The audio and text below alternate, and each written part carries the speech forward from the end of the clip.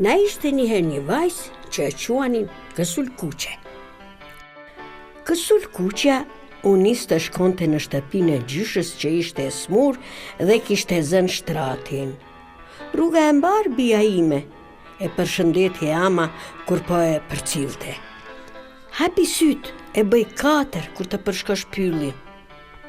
Ujku po kalon të atyre anëve dhe e pa vajzën tek nisej. Ujku u adha këmbëve për ta kapur në rrugë e sipër Kësulkuqe. Për ku je nisur ambla Kësulkuqe? Po shkoj te gjysha, ti qoj petulla me mjalë, u përgjegj Kësulkuqja. Kafshët e pyllit donin t'i tërheqin vëmendjen që të mos i kthente fjalë ujkut. Në rrugë e sipër, Kësulkuqja ndaloi të mblidhte një buqet lule për t'ia çuar gjyshës. Ndërkaq ujku përfitoi rastin për t'ia krisur rapit dhe për të mbritur në shtëpizën e gjyshës para Kësulkuqes. Por gjysha e shikoi ujkun dhe nuk i mbeti gjë tjetër veç të mfshihej në dollap. Ah, ç'ma punoj, ofshani ujku, që nuk i erdhi hiç mirë që gjysha shpëtoi nga kthetrat. E megjithatë ujku nuk e dha veten dhe s'u dorëzua fare. Hodhi mbi krye kufjen e natës së gjyshës dhe si u mshtodh mirë me shallin e saj, e zuri vendin në shtrat. Ndërkaq, Kësulkuqja nuk ishte marrë vesh gjë prej gjëje dhe po mbrinte në shtëpi. Kësulkuqja hyni në shtëpi dhe ju afrua shtratit. Gjyshe, sa vesh të mdhaj që paske. I kam për të dëgjuar më mirë. Gjyshe, sa sy të mdhaj që paske. I kam për të parë më mirë.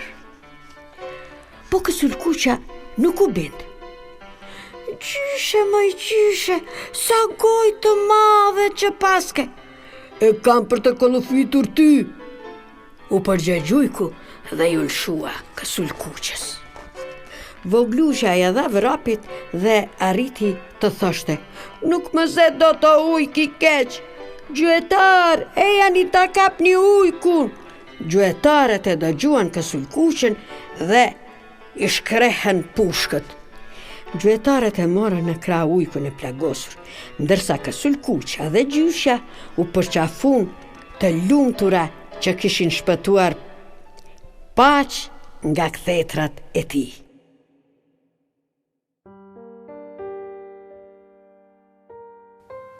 Zhvillimi psikofizik i fëmijëve nga mosha 5 deri në 6 vjeç. Zhvillimi psikofizik. Në këtë moshë, fëmia duhet të jetë në gjendje që të jetë shumë i pavarur në lëvizje, të vishit vetë, të shfrytëzojë mjetet e ndryshme për të ngrënë, luajtur, shkruar dhe lexuar pa mbikëqyrje. Zhvillimi socio-emocional. Fëmia në këtë fazë fillon të njeh dhe të analizojë më mirë ndjenjat e veta dhe të tjerëve, të shoqërohet më mirë me fëmijë të tjerë gjatë lojës, të kuptojë dallimin në mes të sjelljes së pranueshme dhe të papranueshme, të bëjë gjërat që kënaqin prindërit e vet dhe të tjerët. Zhvillimi gjuhësor. Në këtë moshë fëmijët janë në gjendje që të flasin në rrjedhshëm dhe të shpjegojnë atë çfarë dëshirojnë. Shumë kurreshtar dhe gjithmonë pyesin si, pse dhe çfarë. Mbani mend, loja gjithmonë është pjesë e rëndësishme në jetën e shumicës së fëmijëve të kësaj moshe. Përgatitja për shkollën fillore. Si të përgatiten fëmijët për çerdhe dhe shkollë fillore. Ndryshimet sociale dhe mjedisore nuk janë të lehta për fëmijën, prandaj ata ka nevojë për adaptim gradual. Disa javë para se të dërgoni fëmijën në shkollë, siguroni se ai flen dhe han në orarin që i përshtatet orarit të ngrënjes dhe fjetjes në shkollë. Flisni me fëmijën tuaj rreth çerdhes apo shkollës së ardhshme të tij, si dhe edukatorës apo mësuesit, si dhe rreth rëndësisë së vijimit të çerdhes apo shkollës. Ofroni fëmijës tuaj mundësinë që të jetë në kontakt me të tjerët, të flasin me bashkëmoshëtarët dhe me më të rriturit. Para se të dërgoni fëmijën tuaj në çerdhe apo shkollë, Vizitoni qerdhen apo shkollën me fëmijët tuaj disa herë. Flisni me fëmijën rreth të drejtave të tij, në asë mënyre që është e përshtatshme me moshën e tij, dhe inkurajoni atë që të flet rreth brengave të tij, si dhe t'ju njoftoj në rast se dikush e lëndon apo e kërcënon për ta lënduar. Në këtë moshë, fëmia është i prirur që të shprehë emocionet e tij fizikisht. Mësojeni që të shprehë emocionet me fjalë. Si të zhvilloni dashurinë e fëmijës për librat? Filloni t'i lexoni libra fëmijës nga mosha shumë e hershme. Më së miri është nëse fëmia ka qasje të pavarur në libra, në ilustrime të ndryshme, zhurnal, fletore dhe lapsa, sepse këto zhvillojnë dashurinë për leximin.